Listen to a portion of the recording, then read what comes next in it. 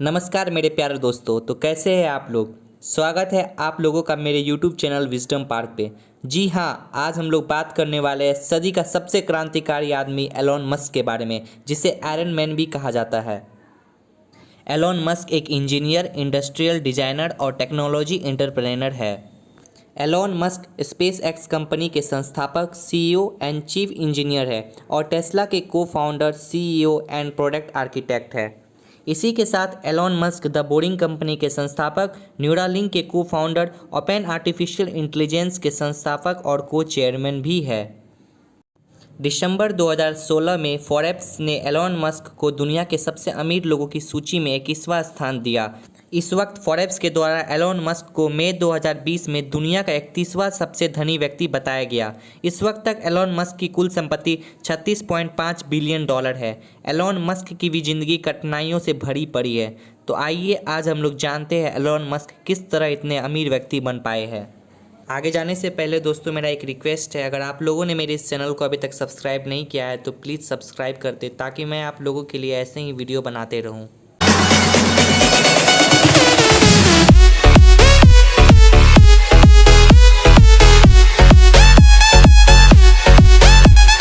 आज से 49 साल पहले एलोन मस्क का जन्म 28 जून 1971 को साउथ अफ्रीका में हुआ था। उसके माता का नाम मेई मस्क और पिता का नाम एरोल मस्क है। एलोन मस्क के पिता इंजीनियर और पायलट थे और उसकी मां मॉडल थी। एलोन मस्क के छोटे भाई का नाम किम्बल है और उनकी छोटी बहन का नाम टोस्का है। जब एलोन 9 साल के थे तब उनके माता पिता ने तलाक लेकर अलग हो गए। उसके बाद एलोन अपने पिता के साथ रहने लगे। बचपन से ही एलोन मस्क को किताबें पढ़ना बहुत पसंद था। जब एलोन मस्क सिर्फ 10 साल के थे उसी वक्त कमोडोर वाइस 20 का उपयोग करते हुए कंप्यूटिंग में रुचि विकसित की। एलोन खुद को कंप्यूटर प्रोग्रामिंग सिखाया और 12 साल की उम्र में उन्होंने एक वीडियो गेम को डेवलप किया जिसका नाम ब्लास्टर रखा। इस वीडियो गेम के बेसिक कोड को उन्होंने PC और ऑफिस टेक्नोलॉजी मैगजीन को $500 में बेच दिया। वह बचपन से ही आइजैक एसिमोव्स फाउंडेशन जैसे किताबों के पढ़ने के शौकीन हो गए थे।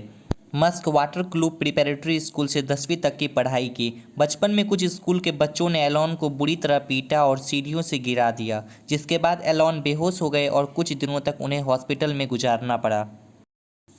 उसके बाद ब्रिंस्टन हाई स्कूल से 12th पास आउट किया। प्रिटोरिया बॉयज हाई स्कूल से वह ग्रेजुएट हुए। मस्क ने 17 साल की उम्र में ही अपना घर छोड़ने का निर्णय किया। उन्होंने अपने माता पिता से आज्ञा लिए बिना घर छोड़कर यूनाइटेड स्टेट्स ऑफ अमेरिका में रहने का फैसला किया, क्योंकि मस्क का सोचना था कि अमेरिका एक ऐसा देश है जहां महान कार्य करना आसान है दूसरे देशों के मुकाबले। अपने पिता का आज्ञा का अवहेलना करते हुए मस्क 1979 में कनाडा चले आए, अपने 18वें जन्मदिन से पहले। कनाडा से मस्क को कैनेडियन पासपोर्ट मिल गया क्योंकि उसकी माँ कैनेडियन थी। जब मस्क कैनेडियन डॉक्यूमेंट का वेट कर रहे थे उस वक्त वे यूनिवर्सिटी ऑफ प्रिटोरिया में 5 महीनों तक क्लास अटेंड किए। उसके बाद 1979 में मस्क क्वीन यूनिवर्सिटी में दाखिला ले लिए। उसके बाद 1992 में उन्होंने इकोनॉमिक्स और फिजिक्स की पढ़ाई यूनिवर्सिटी ऑफ पेनिसिल्वेनिया से किया। Musk bachelor of arts degree in economics और bachelor of science degree in physics से ग्रेजुएट हुए। 1995 में स्टैनफोर्ड यूनिवर्सिटी से मस्क ने PhD कंप्लीट कर लिया एनर्जी फिजिक्स में।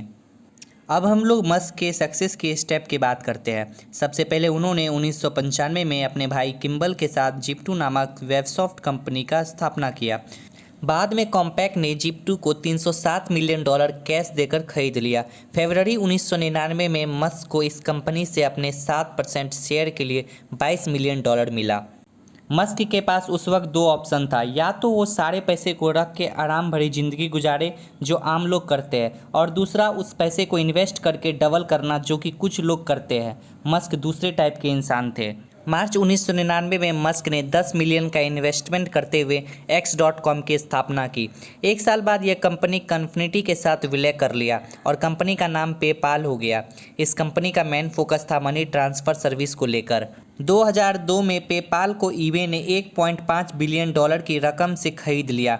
मस्क का इसमें शेयर 17.7% था, जिसके कारण मस्क को 165 मिलियन मिला। सोचिए दोस्तों, सिर्फ 3 साल में 10 मिलियन का इन्वेस्टमेंट करके उन्होंने 155 मिलियन का प्रॉफिट अर्न किया।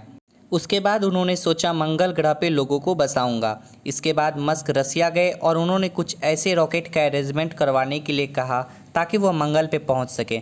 उन लोगों ने बोला ठीक है, $8 मिलियन लगेगा। मस्क ने सोचा कि $8 मिलियन बहुत ज़्यादा है। इसके बाद मस्क ने नेगोशिएट करने का बहुत प्रयास किया रसिया में, लेकिन उन लोगों ने मस्क का प्रपोजल रिजेक्ट कर दिया। उसके बाद वह वापस चले आए। जब मस्क ने रॉकेट बनाने के लिए मटेरियल्स का दाम कैलकुलेट किया तो उनको पता चला कि वह सिर्फ 3% है रॉकेट का एक्चुअल प्राइस से। उसके बाद उन्होंने सोचा क्यों ना यह कंपनी खुद बनाई जाए। उसके बाद वह पढ़ कर रॉकेट के बारे में जानकारियाँ इकट्ठी की और स्पेस एक्स कंपनी की स्थापना कर डाली। उसके बाद यह सोचिए, अगर कॉस्ट घटाना है तो हम लोगों को रॉकेट रीयूजेबल बनाना पड़ेगा। इसका उद्देश्य सिर्फ और सिर्फ कम बजट में रॉकेट को ऑर्बिट में पहुंचाने का था। इसके बाद उन्होंने पहला रॉकेट लॉन्च किया जिसमें आग लग गई और इस कारण मस्क को बहुत नुकसान हुआ। फिर उन्होंने दूसरी बार प्रयास किया। यह रॉकेट तो उड़ा और स्पेस में पहुंचा, लेकिन ऑर्बिट से ऑफ रूट हो गया। फिर तीसरी बार स्पेस में जाते ही ऑफ रूट हो गया। मस्क का बहुत नुकसान हुआ। मस्क का जितना भी सेविंग था सब खत्म हो गया। इन्वेस्टर बोलने लगे अब कंपनी खत्म, लेकिन मस्क ने हार नहीं माना और बोले एक बार और ट्राई करूंगा। उसके बाद उन्होंने सबके सामने आकर अनाउंसमेंट कर डाला कि चौथा रॉकेट कुछ महीनों में ही लॉन्च करूंगा। मस्क ने घर बार बेचकर रेंट पे रहने लगे और कुछ कर्ज उठाकर उन्होंने चौथा रॉकेट लॉन्च किया और इस बार वह सफल हो गए। उसके तुरंत बाद ही नासा से उन्होंने एक कॉन्ट्रैक्ट भी ले लिया जो कि $1.5 बिलियन का था। उन्होंने खुद ही पढ़ कर रॉकेट को रीयूजेबल बनाने का तरीका ढूंढ लिया। विश्व का पहला कंपनी, वह भी प्राइवेट, जिन्होंने पहली बार रॉकेट को रीयूजेबल बना डाला। आज स्पेस एक्स नासा के इक्विपमेंट कार्गो सैटेलाइट को ऑर्बिट में पहुंचाने का काम करता है। साथ ही साथ मस्क ने अपने पैसे को टेस्ला कंपनी में इन्वेस्ट कर दिया। उनके बाद वह टेस्ला कंपनी में बहुत मेहनत की और टेस्ला कंपनी का CEO बन गए। इलेक्ट्रिक व्हीकल्स डेवलप करने पे काम किया। जब उन्होंने पहली गाड़ी बनाई वो अपनी कॉस्ट से डबल कॉस्ट पे बनी, जो कि $1,09,000 की थी। उसके बाद दूसरी बार उन्होंने गाड़ी बनाया, लेकिन थोड़ा कम कॉस्ट हुआ। इस बार भी गाड़ी की सेलिंग बहुत कम थी। उन्होंने ज़िंदगी में कभी हार मानना नहीं सीखा। वह कहते हैं फेल्योर इज़ द ऑप्शन। वह तीसरी बार गाड़ी बनाए और वह एक्चुअल कॉस्ट पे बनी, जिसके कारण उसकी सेलिंग बहुत हुई। उन्होंने सोलर सिटी को बनाने के लिए अपने कज़न भाई लिंडन एंड पीटर रीव को फिनेंशियल सपोर्ट किया, जिसके बाद 2006 में सोलर सिटी की स्थापना हुई। 2013 तक में सोलर सिटी नामक कंपनी यूनाइटेड स्टेट्स में दूसरे नंबर पे आ गई सोलर पावर प्रोवाइड करने में। इसके बाद सोलर सिटी टेस्ला के साथ विलय कर लिया। मस्क का टेस्ला और सोलर सिटी खोलने का मेन मकसद था ग्लोबल वार्मिंग को कम करना। अब बात करते हैं मस्क के पर्सनल लाइफ के बारे में। मस्क अपनी पहली वाइफ जस्टाइन विल्सन से तब मिले थे जब वो स्टूडेंट थे क्वींस यूनिवर्सिटी में। उसके बाद उन्होंने 2000 में शादी कर लिया और 2008 में तलाक ले लिया। मस्क का पहला बेटा सडन इन्फेंट डेथ सिंड्रोम के कारण 10 सप्ताह के आयु में मारा गया। उसके बाद मस्क को 5 बच्चे हैं जो इन विट्रो फर्टिलाइजेशन से हुआ है। सारे बच्चों की कस्टडी मस्क के हाथ में ही है। 2008 में मस्क ने इंग्लिश एक्ट्रेस तलुला रिले के साथ डेटिंग शुरू किया और 2010 में रिले से शादी कर लिया। जनवरी 2012 में उन्होंने 4 साल का रिलेशनशिप खत्म कर दिया। जुलाई 2013 में मस्क ने फिर से रिले के साथ शादी कर लिया और 2014 में मस्क ने दूसरी डाइवोर्स रिले से लेने के लिए केस फाइल किया। 2016 के अंत तक डाइवोर्स सफल हुआ। इसके बाद 2016 में फिर Musk American actress amber heard को डेटिंग करना स्टार्ट किए, लेकिन कुछ कन्फ्लिक्ट के कारण उनका रिश्ता चला नहीं। मई 2018 को मस्क ने कैनेडियन म्यूजिशियन ग्रिम्स के साथ डेटिंग स्टार्ट किया। दोस्तों आज के लिए बस इतना ही। फिर मिलेंगे कुछ नई वीडियो के साथ।